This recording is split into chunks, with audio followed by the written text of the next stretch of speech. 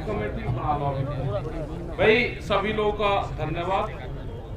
किसानों, नौजवान साथियों, मेरी माताएं, बहनें, पुलिस प्रशासन के लोग और पत्रकार बंधु, देखो दुखद घटना है जो खास करके जो हालात पूरे देश में है।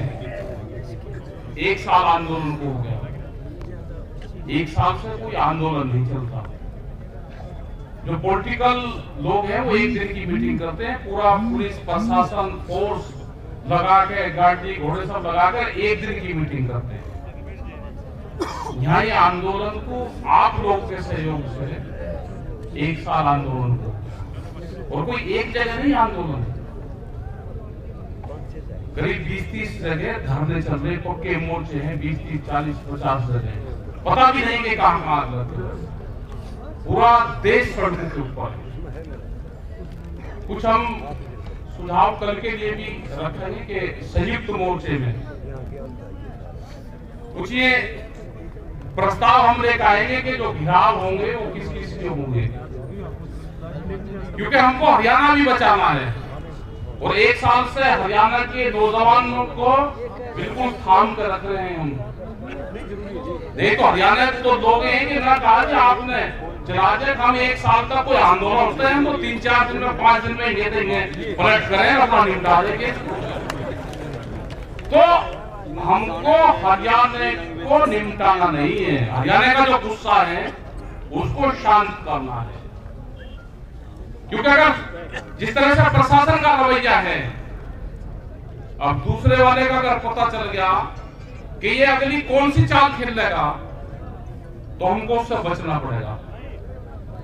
इनकी अब चाल है कि इनका खालिस्तानी वाला मूवमेंट चला गया, पाकिस्तान कहां हमको वो चला गया, इनको छोटा बड़ा किसान बताया वो चला गया, माओवादी बताया, बाहर की फंडिंग इन्होंने बताया। अब इनका जो अगला टारगेट है ये है कि इनको जातियों में तोड़ दो। तो उन जातियों के समीकरण को कैसे हम बचा कर रखेंगे, उसको हमको बचना पड़ेगा उससे। अब ये बता देंगे कि ये तो आंदोलन कुछ पंजाब के लोग हैं, कुछ हरियाणा के हैं, कुछ उत्तर प्रदेश का थोड़ा सा हिस्सा है। कल भी कुछ चैनल के लोग बात कर रहे थे, हमने कहा कि ना ज्यादा बता रहे भाई, 4-5 सोनीपत के गांव हैं, 4-5 गांव तो सोनीपत के हैं, 2 गांव पंजाब के, 3-4 गांव मुजफ्फरनगर के, 7 गांव का आंदोलन है। ये तो ज्यादा बता रहे आप इसको। यहाँ पे भी जो रामचंद्र, उसका नाम काट दो आगे, जाति का नहीं हो किसी का, वो बीजेपी का सांसद है। यहां किसी जाति के खिलाफ आंदोलन नहीं था, वो बीजेपी के सांसद के खिलाफ था। जातियों का सहारा लेकर बचना चाहते हैं तो ये तो नहीं होगा। ये जो सरकार है ये तोड़ फोड़ने का काम करती है। ये तो आरएसएस के लोग ऐसे हैं, अगर 3 भाई हैं कहीं, एक के पास में बैठने लगे तो आप पुण्यारे करवाइए। हरियाणा में क्या करा इन्होंने? हरियाणा में इन्होंने जाट वर्सेस पे काम करा। ये गुजरात में गए तो पटेल नॉन पटेल पे काम करा। ये महाराष्ट्र के अंदर गए तो मराठा नॉन मराठा पे काम करा। ये उत्तर प्रदेश पे गए तो हिंदू मुसलमान पे काम करा। ये बिहार के अंदर गए तो लालू प्रसाद का परिवार तोड़ा। उन्होंने कहा कि यहाँ पे मजबूत सा परिवार है उत्तर प्रदेश में, मुलायम सिंह वाला, उसके भाई चाचा में उसमें बंटवारा कर दिया। यहाँ पे हरियाणा में आया तो यहाँ पे भी घमासान कर दिया, एक परिवार में तोड़ फोड़ कर दिया कि पीछे किसान लाठी लेकर फिर रहा, दूसरा अपने आप को करता फिर रहा, तो यहाँ पे तोड़ फोड़ कर फिर जातियों में आ गए, फिर घरों में घुस गए, फिर महिलाओं को तोड़ दिया। तो इनसे भाई बचना पड़ेगा इन लोगों से। ये अगर पार्टी जो सरकारें हैं, अगर ये बीजेपी की भी सरकार होती तो भी वो बातचीत करती। ये सरकार है मोदी की और मोदी की सरकार को चलाती है बड़ी बड़ी कंपनियां।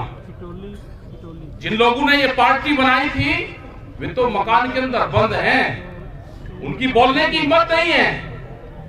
आडवाणी जैसे लोग, मुरली मनोहर जैसे लोग जो मंचू पे साथ आते थे, स्वदेशी की बात करते थे, बहुत ज्ञानी आदमी थे, लेकिन बोलने की हिम्मत नहीं है और अपने ही फैसलों को चुनौती दे रही है। 2011 में जब नरेंद्र मोदी गुजरात के मुख्यमंत्री थे, उस टाइम पे एक फाइनेंशियल कमेटी बनी थी जो मुख्यमंत्रियों की कमेटी थी। उस कमेटी में एक प्रस्ताव था कि एमएसपी पे गारंटी कानून बनना चाहिए। ये उसके अध्यक्ष थे कमेटी के। वो कमेटी ने प्रस्ताव दिए। उस टाइम के प्रधानमंत्री मनमोहन सिंह के पास में वो प्रस्ताव गया।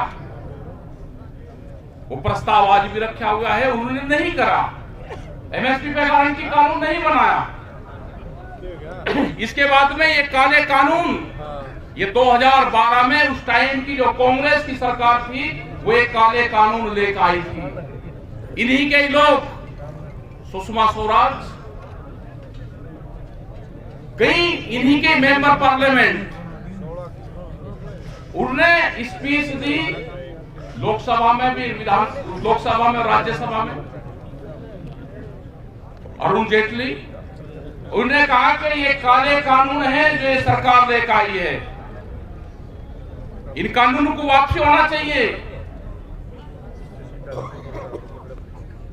जो खरीद करता है मंडी में आड़ती, वो किसान का एटीएम है, रात को भी पैसे चाहिए तो ले लेते हैं। उनके बयान है पूरे।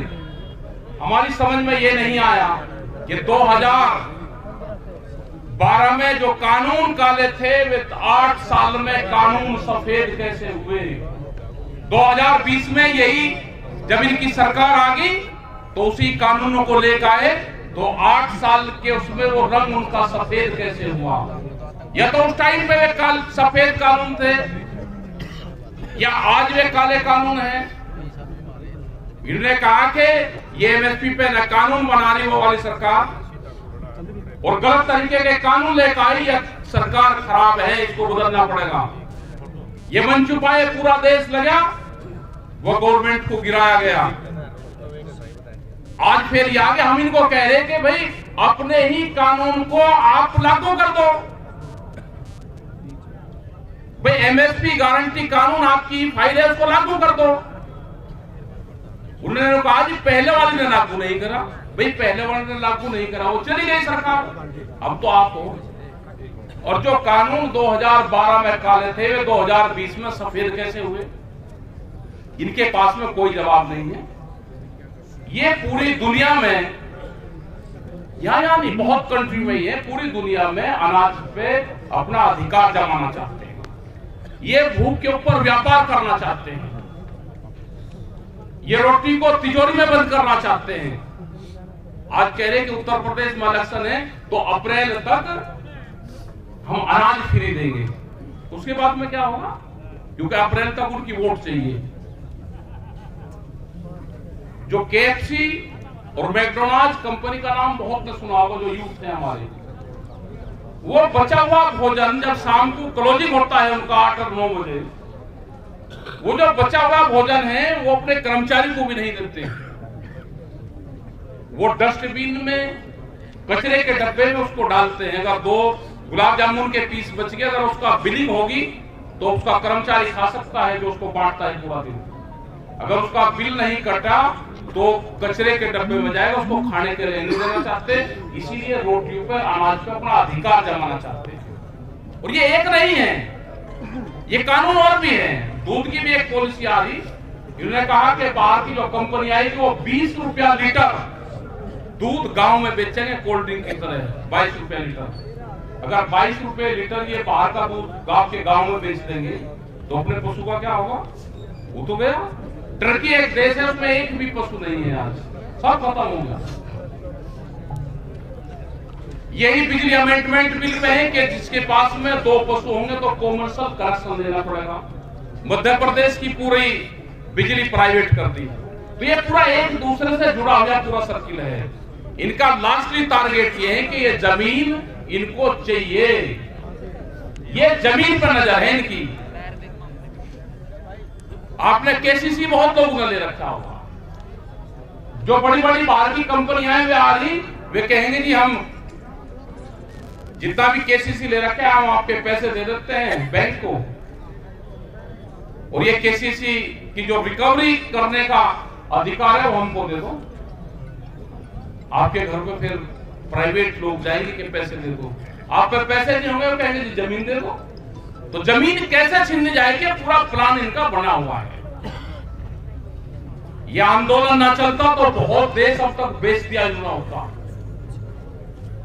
पुलिस के लोग इनको भी पता भी नए थाने और खुलेंगे, उसके लिए अभी जगह तलाश कर लेना। अभी महिलाओं के थाने खुले, फिर बिजली के थाने खुलेंगे, अब नए थाने खुलेंगे, बीच पुलिस बनेगी। सीड एक्ट जो आ रहा है उसमें बीज के थाने खुलेंगे। आपने अपने खेत में कौन सा बीज बोया है वो तलाश करेंगे। एक कंपनी के लोग कहेंगे जिसने मेरा बीज चुरा के बोया, या तो आप रसीद दिखाइए कहां से खरीदा। आपने अगर किसी पड़ोसी से खरीद कर किसी से बोल दिया, उसका अधिकार होगा कि बीज पे कंपनी का अधिकार होगा। थाने खुलेंगे, सजा और जुर्माना दोनों है उस पे। तो जमीन तो जानी। और भाई जो भगत लोग हैं इनके, प्रशासन के लोग भी होंगे। 10 साल पुरानी गाड़ियां, ट्रैक्टर, जनरेटर, पंपिंग सेट आप कुछ नहीं चला सकते।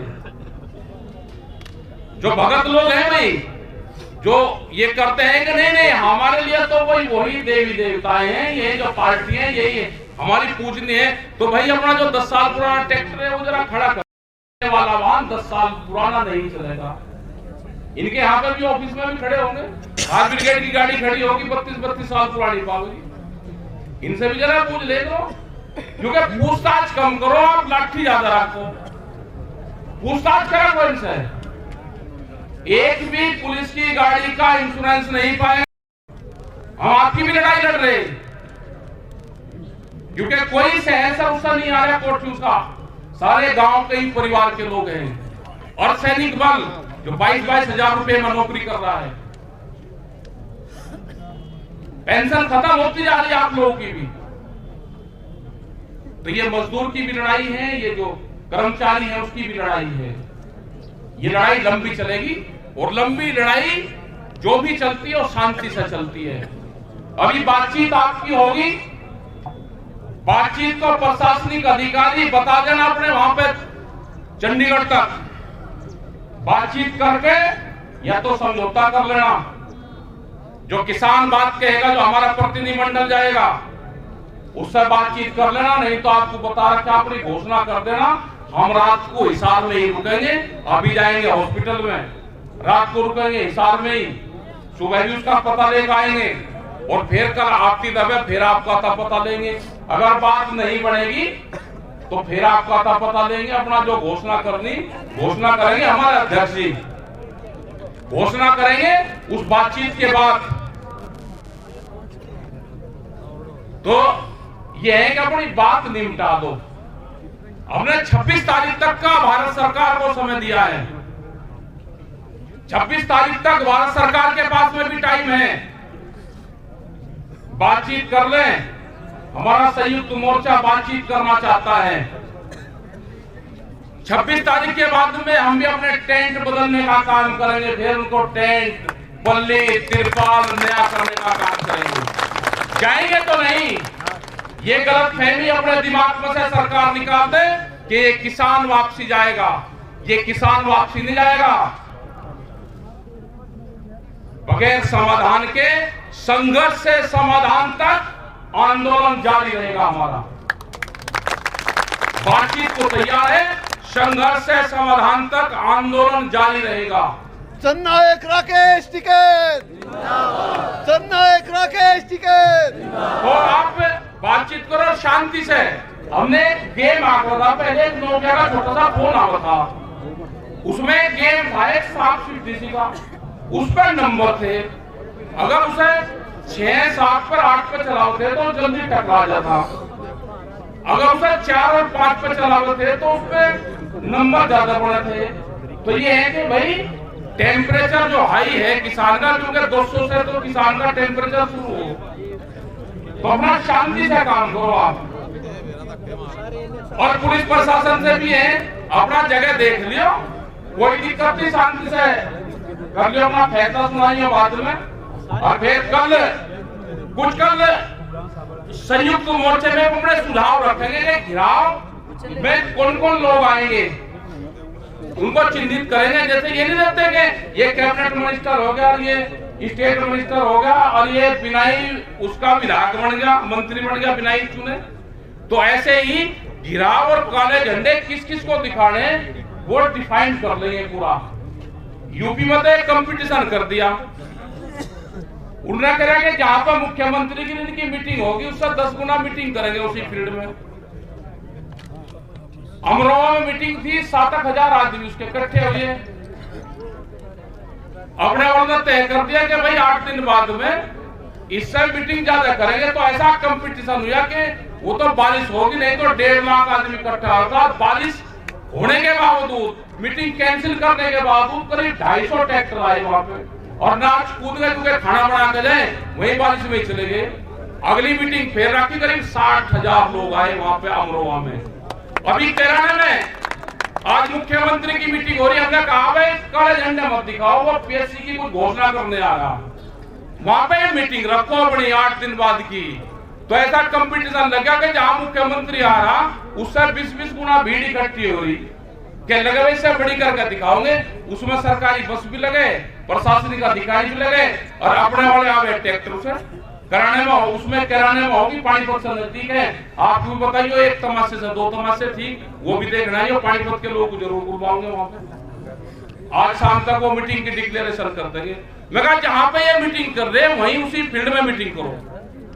तो देखो इनको जनता तो इनको वोट दे नहीं रही उत्तर प्रदेश में, लेकिन ये तो धोखेबाज वोट है, जालसाज है, धोखेबाज है, जाली लोग हैं। इन्होंने पूरे दुनिया देश के संस्थानों पर कब्जा कर लिया, कोई कोर्ट कचहरी बोलने को तैयार है ही।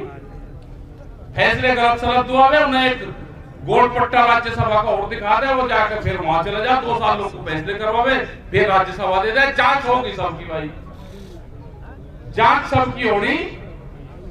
जो गलत सलत कोई फैसले किसी भी उस पर करेगा।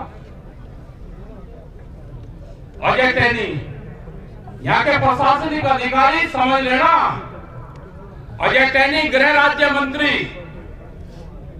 उसी के क्षेत्र में, उसी के थाने में, लखीमपुर में 120B का मुलजिम बना है वो, उसकी रिपोर्ट दर्ज हुई है 120B पे। उसका लड़का 302 का मुकदमा है, जेल में है अभी भी। मतलब इतना डरने की कहां जरूरत है? प्रशासनिक अधिकारी को डरने की जरूरत नहीं है।